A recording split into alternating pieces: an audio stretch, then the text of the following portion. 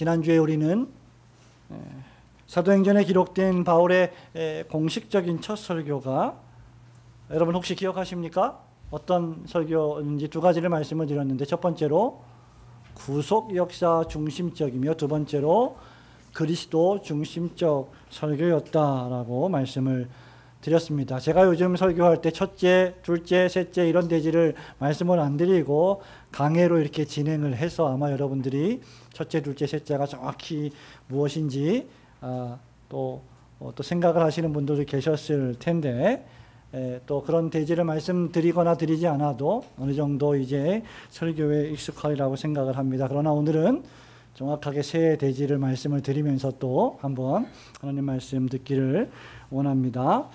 구속 역사와 그리스도 중심의 설교는 사실 강단에서요, 목사가 또 강단에서 설교하는 목회자가 누구이든지 간에 어떤 설교이든지 간에 모든 설교의 근간이요, 뿌리요, 토대와 같습니다.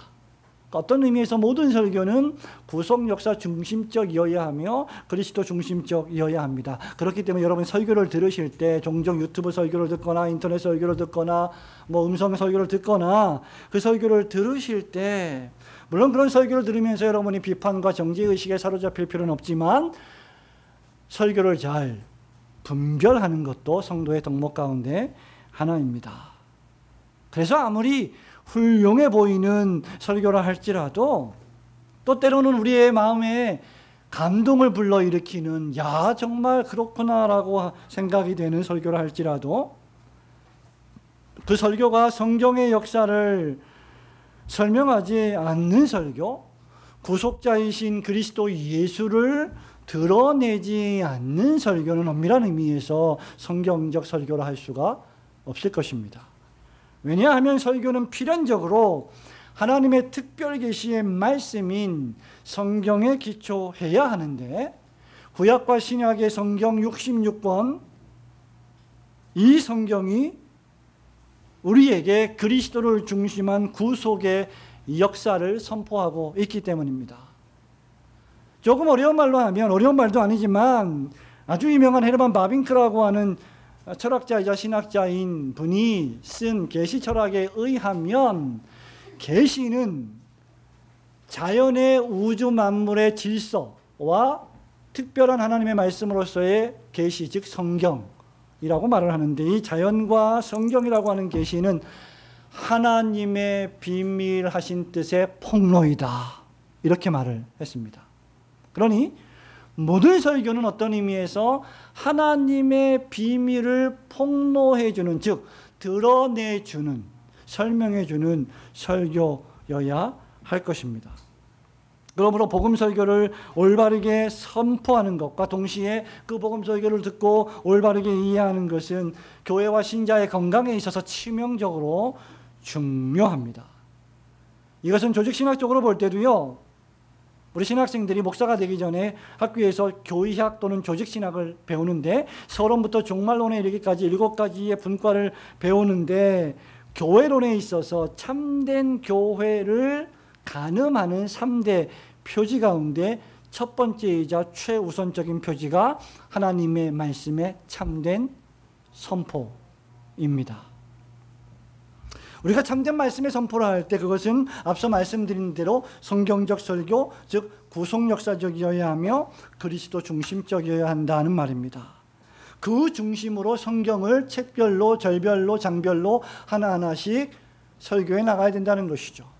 그래서 종교개혁의 원리인 소라 스크립추라, 오직 성경, 다른 권위 아닌 성경의 권위도 중요하지만 동시에 토타 스크립추라, 전체 성경, 성경 전체, 구약과 신약 전체를 설교하는 그 설교, 그 원리도 대단히 중요하다 할 것입니다. 오늘 오후에 우리가 다루는 이 본문은 지난주에 다룬 바울의 첫 설교가 계속되는 부분입니다. 이 본문 말씀에서 바울은 시편을 인용해서 2번씩이나 그리스도 예수께서 썩음을 당하지 아니하실 것이다 라고 말하고 있고, 동시에 우리가 이 예수 그리스도를 믿고 힘입어서 의롭다 함을 받았으므로 우리도 역시 썩음을 당하지 아니할 것이다라는 것이 본문의 논지입니다. 말하자면 그리스도 예수를 진실로 마음으로 믿고 입으로 시인하여 영접하는 신자는 그 믿음으로 말미암아 죄를 용서함 받는 죄사함의 은총과 동시에 의인이라고 선포해 주는 칭의, 즉 의롭다함을 얻으며 그 결과 썩음을 당하지 않게 될 것이라는 설교의 내용이 오늘 바울의 설교의 두 번째 내용의 핵심입니다. 즉 영원히 죽음을 당하지 아니할 것이다 그 말입니다. 여기 썩음을 당하지 아니할 것이다 그 말은 사람이 부패해서 죽어서 노화돼서 죽어서 땅속에 묻어서 무덤에 갇혀서 영원히 그 상태로 있지 않게 될 것이다 라는 말입니다. 저와 여러분이 이 지금 우리의 삶을 살아가면서요 가장 두려워하고 신경을 많이 쓰는 것이 무엇일까요? 10대 때, 20대 때, 30대 때 다르고 40이 되고 지천명이 돼서 50이 되면 뭔가 좀 다른 생각을 하고 60이 되고 70이 되면 각자가 신경 쓰고 또 두려워하는 것이 다를 것입니다. 그러나 사람이라고 하면 한 번쯤은 그리고 점점 더 나이가 들어갈수록 가장 생각을 많이 하는 것이 죽음에 관한 것이 아닐까라고 생각이 듭니다. 우리 10대 친구들 보세요. 중고등부 SFC 운동원들 죽음에 대해서 별로 생각하지 않죠. 젊다는 거예요. 근데 10대 때 젊어도 죽음에 대해서 생각하면 이미 노숙한 거예요. 나이가 많이 들은 겁니다. 정신적인 나이가 아주 성숙한 거죠. 어떻게 보면 10대 때는 죽음에 대해 생각하는, 젊을 때는요 이 젊음이 젊기 때문에 죽지 않을 거라는 생각을 상당히 많이 합니다. 근데 그것이 시간이 지나면서 계속 내가 이러다가 죽겠구나 이런 생각을 점점 더 많이 하게 되지요. 나이가 들면 더욱 예민해지고 생각을 많이 하는 게 어떻게 죽을까? 잘 죽어야지. 그것 같습니다. 죽지 않는 사람은 아무도 없습니다. 아무도 없었고 아무도 없고 아무도 없을 것입니다. 따라서 누구라도 어떤 의미에서 보면 죽음을 사실은 준비해야 합니다. 그런데 오늘 바울은요 본문 설교를 통해서 뭐라고 말합니까? 우리에게 썩음을 당하지 아니할 것이다. 어떤 의미에서 죽음이 뭐예요? 우리의 육신이 썩어서 부패해 버리는 겁니다. 그게 죽음이죠. 그런데 그렇게 영원히 죽지 않을 것이다. 영원히 죽음의 상태에 머물러 있지 않을 것이다 라고 선포하고 있습니다. 왜 그렇습니까? 바로 복음 때문에 그런데, 복음 설교 때문에 그런데 그 복음 설교의 핵심 메시지가 뭐냐? 왜 우리가 영원토록 썩음을 당하지 않을 것인가? 첫째로 하나님의 아들이신 주 예수 그리스도께서 성육신 하셨기 때문입니다. 여러분 22절과 23절 말씀을 우리가 읽지 않았지만 한번 읽어보겠습니다. 패하시고 시작.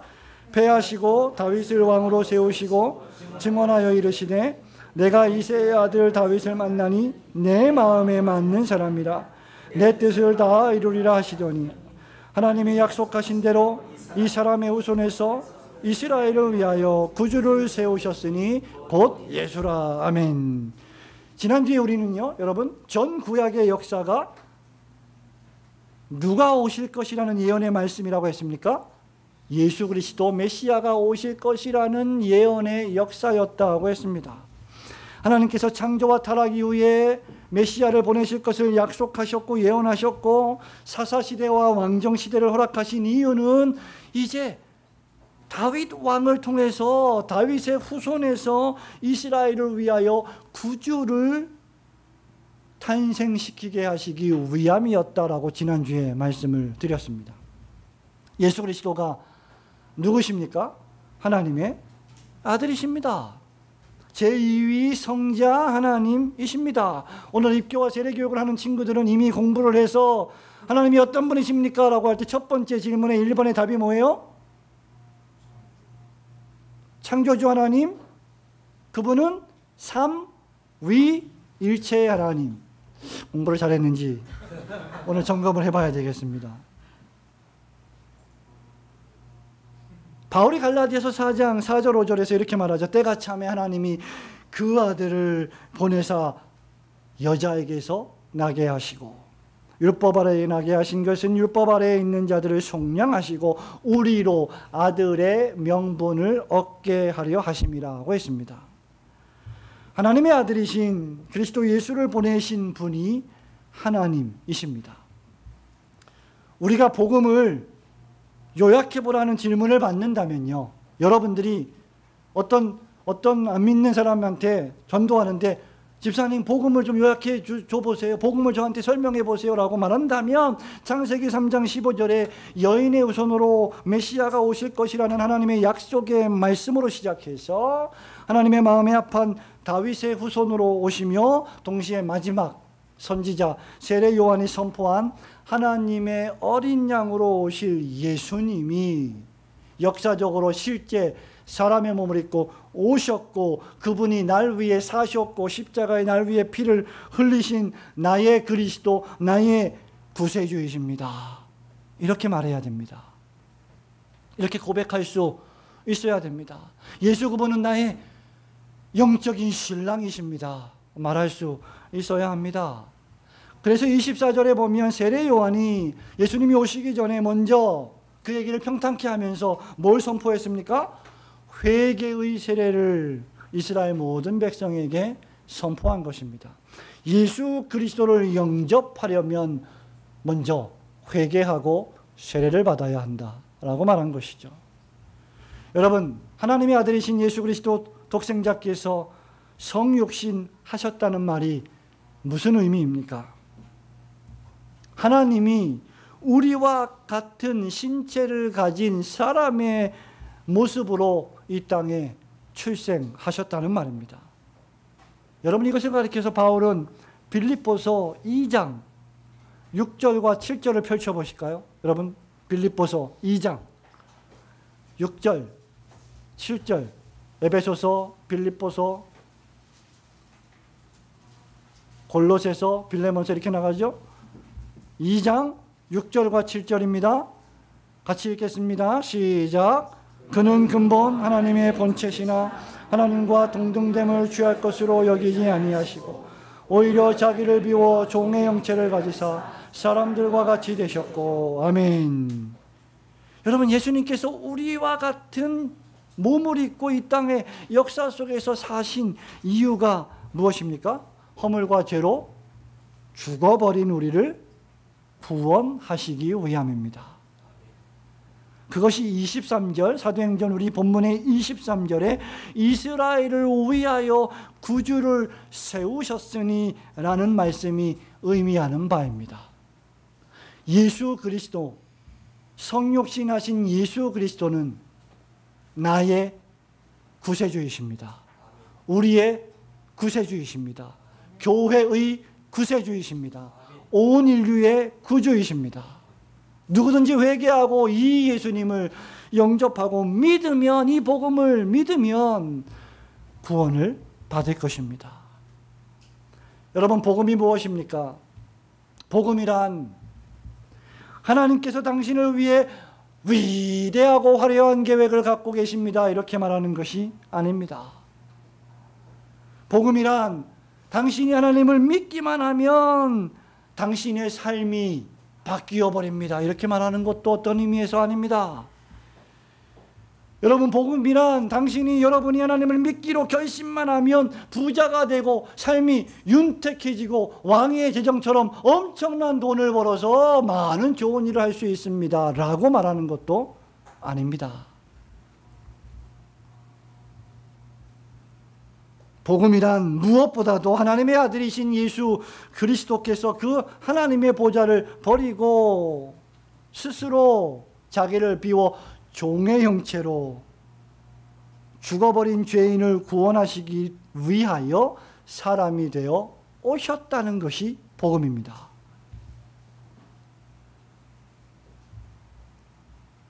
여러분, 이렇게 말해야 참된 복음의 정의를 말하는 것입니다. 이것이 구약의 약속이었고 이것이 신약에서 실현되고 성취된 약속이었습니다. 그리고 이 예수 그리스도가 다시 오실 것을 신약이 예언하고 있습니다.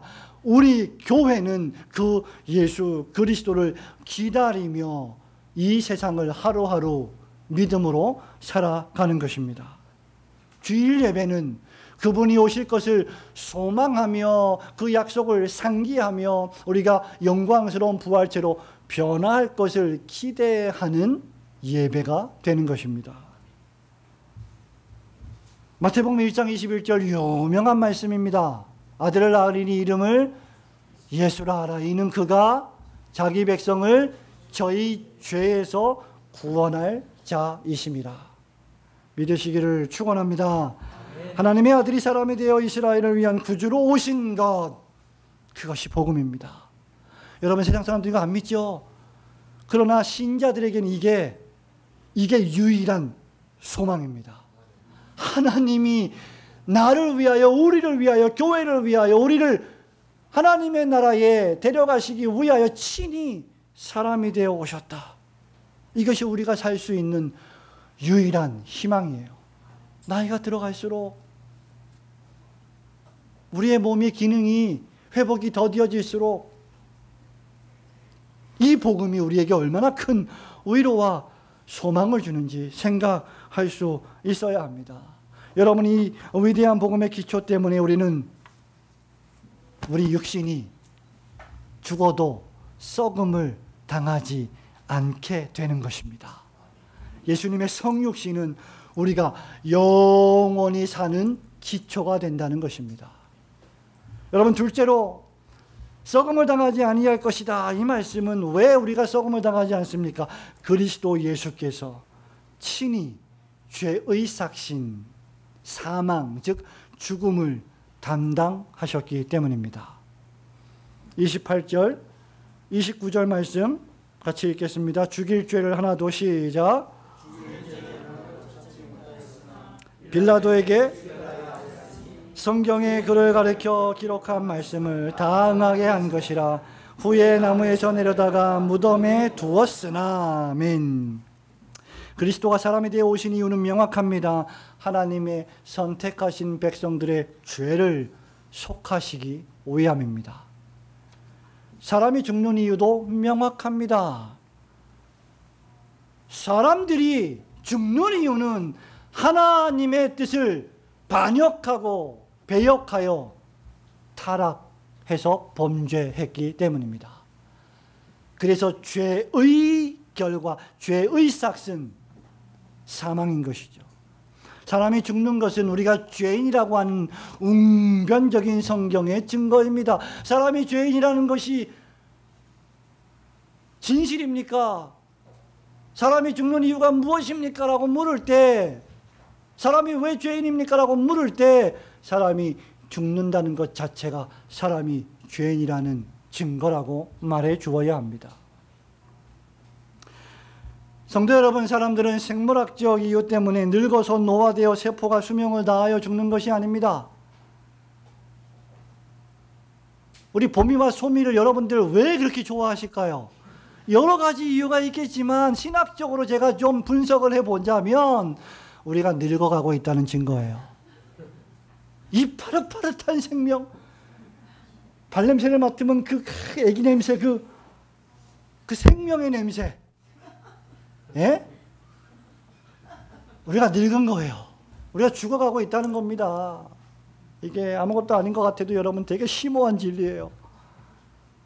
그래서 아기를 보면 너무 좋은 겁니다. 우리가 어른들 보면, 우리 또래들 보면 그래 반가워 이러지, 와 봄이야 반갑다 뭐 이러지 않잖아. 나이가 들어가는 거예요. 우리가 여러분, 늙어서 세포가 노화돼서 수명을 다하여 죽는 것이 아닙니다. 우리가 죽는 것은 우리의 조상인 아담과 하와가 하나님께서 베푸신 자비와 사랑을 망각하고 그것을 멀리하고 하나님의 말씀보다 사단 마귀의 말을 더 신뢰했기 때문입니다. 그래서 범죄함으로 하나님의 계명을 위반했기 때문입니다. 그 결과 모든 인류가 죄인이 되었고 죄의 삭신 사망을 당하게 되어 버린 것입니다. 아담은 인류의 대표자로서 하나님과 언약을 맺었고, 하나님이 아담과 언약을 맺었고, 그 언약의 파기는 결국 모든 인류에게 미치는 것이었습니다. 죄는 아담이 지었는데 목사님 왜 우리가 죽어야 됩니까? 그건 성경을 저는 몰라서 하시는 말씀이에요. 하나님과 아담과 하나님께서 아담 언약을 맺으셨습니다. 그것을 행위 언약 또는 생명 언약 또는 교제의 언약이라고 부릅니다. 그 언약을, 그 약속을 깨트려 버린 당사자가 아담이고, 그 교제에서 끊어져서 아담은 죽어버렸고, 영적으로 죽어가고 있고 죽어버린 것입니다. 그 결과 아담의 후손으로 태어난 모든 인류도 그 대표자의 연속성으로 죄인으로 태어나 파릇파릇하게 저렇게 예쁘게 모든 사람에게 기쁨을 주며 살아가지만 봄이와 소미도 앞으로 50년, 60년 되면 금방 옵니다. 리즈 시절 다 가고 이제 갑니다. 우리가 그렇잖아요. 권사님, 집사님, 장로님들, 우리가 20대, 제가 가끔 20대 23살에 영국유학을 떠날 때 그 사진을 보면 와, 지금하고 똑같아요. 근데 되게 젊은 거 있죠. 청바지 입고 자유분방하게. 근데 30년이 얼마나 그렇게 빨리 흘러가는지요. 사모님이 은혜를 받으셔서 막 기침을 하시네. 세월이 정말 화살과 같이 빨리빨리 지나갑니다. 그래서 바울이 로마서 3장 10절에서 뭐라고 말합니까? 의인은 없나니 하나도 없도다. 5장 12절에서 모든 사람이 죄를 범했으므로 모든 사람이 그다음 사망에 이르느니라. 말하자면 육체적 죽음은요, 하나님의 뜻을 배반하여 범죄한 영적 사망의 결과입니다. 죽음이란 따라서 영적 죽음과 육체적 죽음을 가리키는 말입니다. 그 누구도 하나님의 심판으로서의 이 죽음의 공포를 피해간 사람은 아무도 없습니다. 이것이 죽음의 권세입니다. 오늘 본문도 그것을 말하고 있지 않습니까? 예수님이 비록 다윗의 후손으로 오셨음에도 불구하고 다윗의 어떻게 보면 육신의 조상인, 예수님의 육신의 조상인 다윗은 정작 죽어버리고 말았습니다. 다윗은 죽었지만 결론은 무엇입니까? 그리스도는 썩음을 당하지 아니할 것이다. 다윗은 썩었지만 그리스도는 다시 살아나신다. 여러분 창세기 5장을 잘 보세요. 창세기 5장에 보시면 창세기 5장에 아담의 족보가 나옵니다. 아담의 계보가 나옵니다. 무엇입니까? 아담의 계보를 요약해 보세요. 성경에 왜 이렇게 지루한 족보를 기록해 놨을까? 왜 그랬을까? 3절에 보면요, 아담이 셋을 낳은 후 800년을 지내며 자녀들을 낳았으며, 그 당시에는 오래 살았습니다. 930세를 살고 어떻게? 죽었더라. 이어지는 족보는 뭐의 연속입니까? 낳고 살고 죽었더라. 낳고 살고 죽었더라. 죽음으로 끝납니다. 창세기 3장 이후의 죄의 결과, 가인이 아벨을 살인하고 죄가 벌어지고 그리고 계속하여 죽어가는 것입니다. 모든 사람이 죽었습니다. 이유는 모든 사람이 죄인이기 때문입니다. 어떤 의미에서 구약의 역사는 그래서 죽음의 역사예요. 예수님이 오신 이유는, 예수님이 사람의 몸을 입고 오신 이유는 바로 이 죽음의 역사를 당신이 스스로 취하셔서 끝내시기 위함입니다. 그래서 사람의 몸으로 오셔야만 했던 것입니다. 그렇기에 또다시 신약 마태복음의 예수 그리스도의 족보는 1장에 어떤 계보입니까? 아브라함이 이삭을 낳고 이삭이 야곱을 낳고의 역사입니다. 그리고 주 예수 그리스도가 나시니라. 그것이 마태복음 1장 21절 그 족보 끝에 오는 것입니다. 그리스도가 탄생하시는 생명의 계보입니다. 그리고 바로 이 생명의 구주께서 우리 대신 십자가를 짊어 주셨습니다. 모든 사람들이 예수님을 죽일 죄를 찾지 못했음에도 불구하고 빌라도에게 죽여달라 했습니다. 예수 그리스도는 자신의 죄 때문에 죽으실 이유가 하나도 없으신 무죄하신 분이셨습니다. 그러나 그가 십자가를 지신 것은 그가 성부와 성자와 성령 하나님께서 맺으신 구속의 협약을 통하여 자원하여 하나님의 택한 백성들을 구원하시기 위하여 사람의 몸을 입고 성육신 하실 것을 약속하셨기 때문입니다. 말하자면 세상 죄를 지고 가는 하나님의 어린 양으로 오셨기 때문입니다. 저와 여러분이 지금 죽음을 당하지 않고 살아서 예배를 드리고 말씀을 들으며 기도하며 주의를 지키는 자리에 앉아 있게 된 것은, 즉 우리가 살아난 것은 주님이 여러분을 위하여 죽으셨기 때문입니다. 바울은 로마서 4장 25절에서 예수님은 우리가 범죄한 것 때문에 내어줌이 되었다라고 표현했습니다. 로마서 8장 3절에서도 율법이 육신으로 말미암아 연약하여 할 수 없는 그것을 하나님은 하신 아니고 죄로 말미암아 자기 아들을 죄 있는 육신의 모양으로 보내어 육신의 죄를 정하사 라고 했습니다. 우리가 오늘 아침에 읽은 성경 낭독 이사야 53장 5절에서 선지자 이사야는 뭐라고 말합니까? 그가 징계를 받음으로 우리가 평화를 누리고 그가 채찍에 맞음으로 우리가 나음을 받았도다. 우리가 썩음을 당하지 않는, 영원한 죽음을 당하지 않는, 그 죽음을 맛보지 않는 이유는 주님께서 친히 죄의 싹신 죽음을 당하셨고 우리를 죄와 사망의 법에서 해방시키셨기 때문입니다. 그래서 우리는 죽음의 순간에도 두려워하지 않는 것입니다. 기쁨으로 그 죽음을 어떤 의미에서는 환영할 수 있게 되는 것입니다. 바로 이것이 복음입니다. 구약 성경은 강건하면 72호 82로 그것도 신속기간이 날아간다고 했는데요, 요즘은 우리가 뭘 걱정해요? 100세 시대를 걱정하잖아요.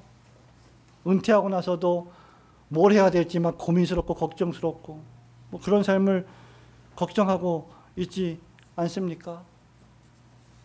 그런데 100세를 살건 70을 살건 80을 살건 어쨌든 신속히 가고 어쨌든 갑니다.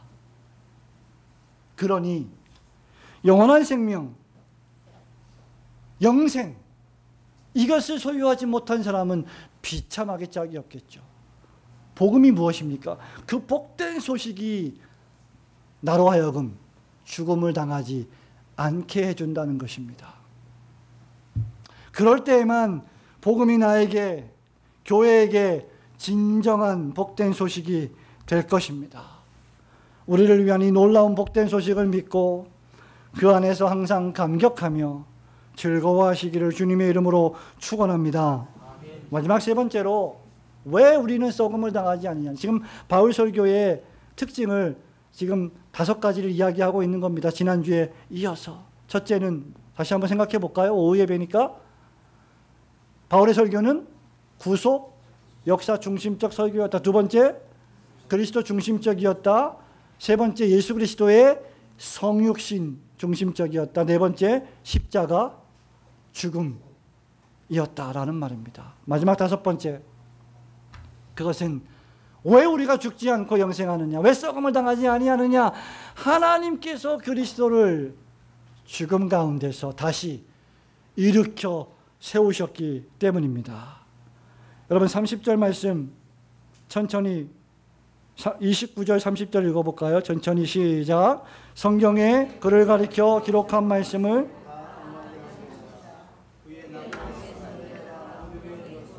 하나님이 죽은 자 가운데서 그를 살리신지라. 아멘.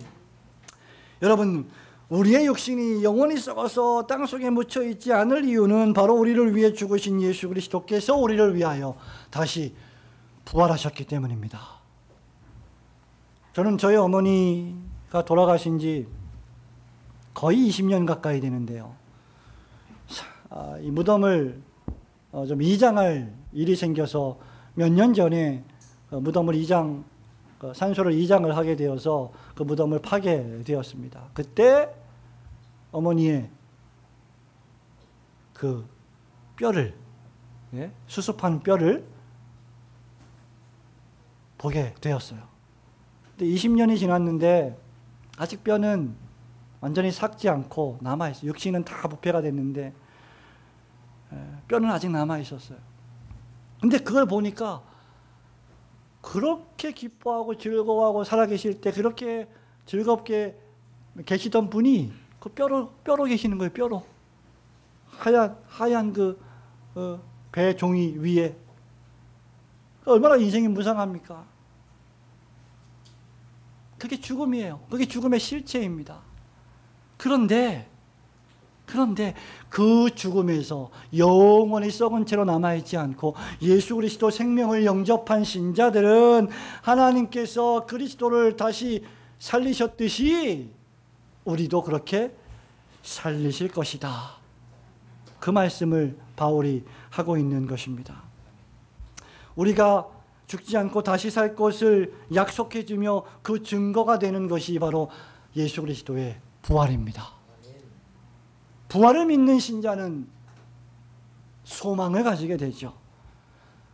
예수님이 나의 구주가 되시는 거 믿는데 예수님이 부활하신 건 저 못 믿겠습니다. 그건 예수님을 믿는 게 아닙니다. 하나님을 섬기던 다윗조차도 조상들과 함께 묻혀 썩음을 당했습니다. 그러나 역사상 유일하게 썩음을 당하지 않으신 분이 계신데 그분이 전 우주와 은하계 역사 속에서 지구의 역사 속에서 죽었음에도 그 육신이 썩지 않고 부활하신 분이 바로 구세주 예수 그리스도입니다. 이걸 믿는 것이 신자입니다. 우리가 때가 돼서 죽는 이유가 무엇일까요? 아까 말씀드린 대로 죄로 말미암은 것이지만 그 죄의 결과 우리의 몸이 오염되어서 부패해서 썩어 들어가기 시작합니다. 우리의 지성이, 정서가, 의지가, 우리의 육신이, 우리의 인격이 오염되었어요. 그래서 죄인은 바르게 성경대로 생각하고 말하고 행동하기가 대단히 어렵습니다. 그래서 우리가 매주 말씀을 들어야 하는 이유는 우리의 말씀으로 우리의 연약한 본성들을 계속해서 개혁해 나가기 위함입니다. 그런데 그것이 오염의 결과 사람이 죽어가고 있다는 증거이죠. 또한 죽어서 무덤에 묻히면 그 부식과 부패가 더 가속되죠. 이유는 무엇입니까? 생명이 떠났기 때문입니다. 영혼이 분리되었기 때문입니다. 이것이 죄의 권세입니다. 그러나 신자는 영혼이 부패한 상태로 무덤 속에 있지 않을 것입니다. 예수 그리스도께서 날 위해 죽으셨고 날 위해 다시 부활하셨기 때문입니다. 예수님을 온전히 영접한 신자라면 누구든지 마지막 날에 예수님처럼 부활시키실 것이기 때문입니다.